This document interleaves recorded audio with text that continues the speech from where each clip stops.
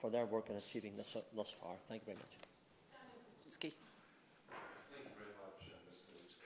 I'd like to focus my comments in the brief time that I have purely on our relations with Albania, a country which I visited earlier this year with my honourable friend, the member for Cleethorpes, the chairman of the All-Party Group for Albania, and I paid tribute to him for the professionalism in the way he conducted that trip and in the way that he manages the All-Party Group. There is no doubt that there is growing controversy over illegal crossings in the English Channel. But how we treat the existing Albanian diaspora here in the United Kingdom is very, very important and a key indicator of how we develop our relations with Tirana. I'm the sole Conservative Member of Parliament who was born in Eastern Europe. I was born in Poland. And so our relations with Central and Eastern Europe, the Balkans, are of particular interest to me. And I remember coming to this country for the first time, escaping communism with my family in October 1978 as a 6-year-old child. I remember the tremendous warmth, kindness, hospitality that we were shown when we came to this country for the first time. And that is what characterizes British people and this country. That is what we are known for around the world, the way in which we treat people of different faiths, religions, backgrounds, and other factors. And when Poland joined the European Union in 2004, there was a huge movement of people from that country to the United Kingdom. And I remember at the time the BBC and others whipping up hysteria about the huge numbers of Poles coming to this country.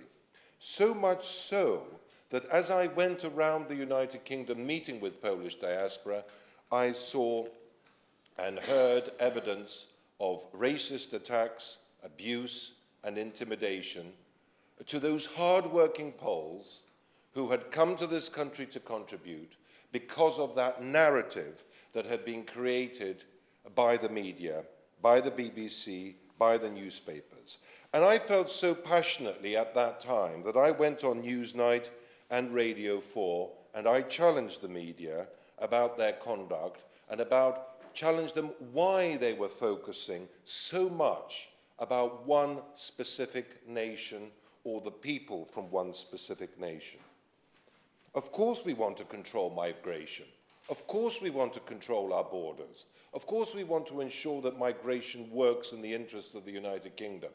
But if history has taught us one thing, the focusing on one particular type of people or nationality is a very dangerous thing for any society. And to blame that one particular group of people for the ills and difficulties that the nation is going through is the thin end of the wedge, and something that history has taught us repeatedly is extremely difficult.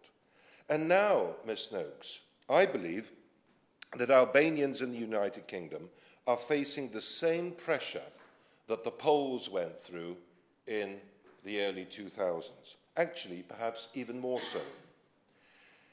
I have come across cases in my constituency of Shrewsbury where young children of Albanian origin are being bullied at school and coming across racist abuse. I met with Albanian citizens on Westminster Bridge last week when they were peacefully demonstrating, holding up their Albanian flags, saying, I'm a carpenter, I'm a nurse, I'm a doctor, I'm a school teacher, we're here, we're contributing to the United Kingdom, we love this country, and yet the media portrays us all as criminals and part of some nefarious type of nationality that is here purely to take advantage of the British and to be criminals. I was very, very moved and touched by what I heard on Westminster Bridge by those hard-working people. And the demonstration, Ms. Noakes, that I saw last week on Westminster Bridge is very, very different to the characterization of the event that I then read in the Mail on Sunday, which tried to portray these demonstrators as a marauding mob hell-bent on creating violence. That is not what I saw on Westminster Bridge. And people like Mr. Farage, who tried to whip up this sort of anti-Albanian hysteria through the pages of the Mail on Sunday, should be very, very careful at what they are doing. The other thing I wanted to raise was an interview that my honourable friend, the member for North Thanet, had with Jeremy Kyle on the radio. And Jeremy Kyle, I think for me, epitomizes. He's the personification of that vilification, that baying to the mob type mentality of trying to create division and tension in order to sell his agenda and in order to try to vilify this diaspora. And I'm very proud of my honourable friend, the member for North Thanet, when he described Jeremy Kyle's comments as emotive, corrosive, offensive drivel. I agree with him entirely. And to characterize a whole nation in that way is wrong. We all want to destroy the business model of criminal gangs. But we mustn't pick on the Albanians. I urge the Home Secretary to focus on the task ahead of her and to be careful with the language she uses.